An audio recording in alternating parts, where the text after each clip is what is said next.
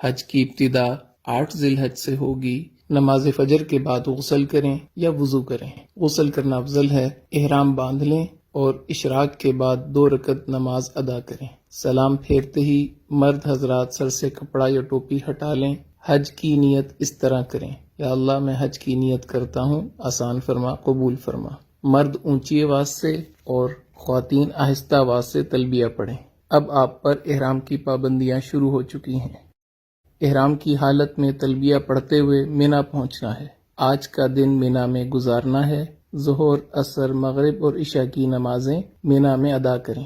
ذکر، اذکار اور دعا کی کثرت سے اپنا وقت قیمتی بنائیں۔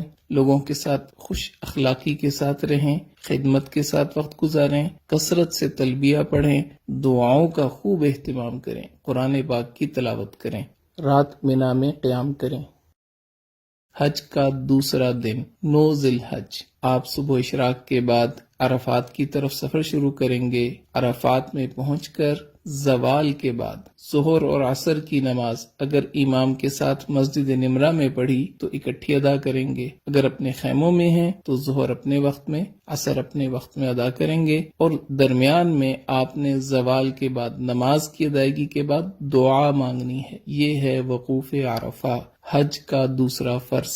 9 ذی الحج کو یہی عمل ہوگا۔ مغرب تک عرفات میں قیام کریں۔ مغرب کے بعد، مغرب سے پہلے نہیں آنا، مغرب کے بعد آپ مزدلفہ کی طرف آ جائیں گے۔ مزدلفہ میں عشاء کے وقت مغرب اور عشاء کی نماز ایک اذان اور ایک اقامت کے ساتھ ادا کرنی ہے۔ اس کے بعد آپ 70 کنکریاں اکٹھی کر کے اپنے پاس رکھیں۔ اب آپ نے رات وہاں قیام کرنا ہے۔ 10 ذی الحج، حج کا تیسرا دن، اور آپ اس وقت مزدلفہ کے میدان میں ہیں۔ فجر کی نماز ادا کرنے کے بعد وقوف مزدلفہ یعنی مزدلفہ کے میدان میں کھڑے ہو کے دعا مانگنا، یہ حج کا پہلا واجب ہے۔ اس کے بعد آپ جب سورج تھوڑا طلوع ہو جائے تو رمی کے لیے مینا کی طرف چلیں گے۔ یاد رکھ لیں 10 ذی الحج آج آپ نے 5 واجب پورے کرنے ہیں، ایک فرض کی آخری ادائیگی کرنی ہے۔ پہلا واجب وقوف مزدلفہ ادا ہو گیا۔ دوسرے واجب کی طرف آپ جا رہے ہیں، شیطان کو پتھر مارنے۔ مینا میں آج صرف بڑے جمرہ کو 7 کنکریاں مارنی ہیں۔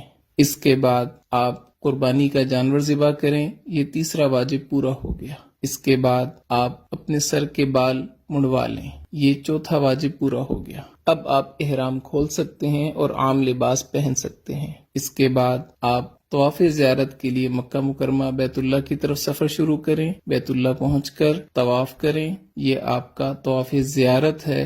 حج کا تیسرا فرض، حج کے تینوں فرض مکمل ہو گئے۔ اس کے بعد آپ نے سعی کرنی ہے، سعی حج کا 5واں واجب، یہ بھی پورا ہو گیا۔ اب آپ واپس رات کو مینا میں آ جائیں، مکہ مکرمہ میں قیام نہ کریں۔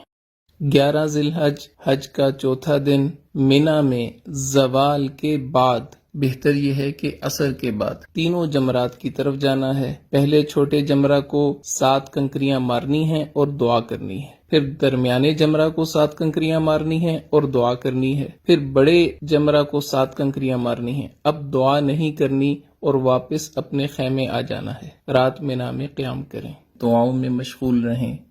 حج کا 5واں دن، 12 ذی الحج، مینا میں زوال کے بعد تینوں جمرات کی طرف جانا ہے۔ پہلے چھوٹے جمرہ کو 7 کنکریاں مارنی ہیں اور دعا کرنی ہے۔ پھر درمیانے جمرہ کو 7 کنکریاں مارنی ہیں اور دعا کرنی ہے۔ پھر بڑے جمرہ کو 7 کنکریاں مارنی ہیں اور دعا نہیں کرنی۔ اب آپ کے پاس اختیار ہے، اگر آپ رات مینا میں قیام کرنا چاہیں تو 13 کی رمی آپ کے ذمہ ہوگی۔ اگر آپ رات قیام نہیں کرتے، آپ واپس مکہ مکرمہ اپنی بلڈنگ میں آ سکتے ہیں۔ بہتر یہ ہے کہ اپنے خیمے میں آئیں اور 13 ذی الحج کی رمی زوال کے بعد تینوں جمرات کو پتھر مارنے کے بعد مکہ مکرمہ واپس آ جائیں۔ اب صرف ایک واجب رہ گیا، طواف وداع۔ وداع یعنی رخصت ہونے والا طواف، یہ حج کا 6واں واجب ہے۔ آپ کے سارے مناسک پورے ہو گئے، 3 فرض آپ نے پورے کیے، 6 واجب آپ نے پورے کیے، آپ کا حج مکمل ہو گیا۔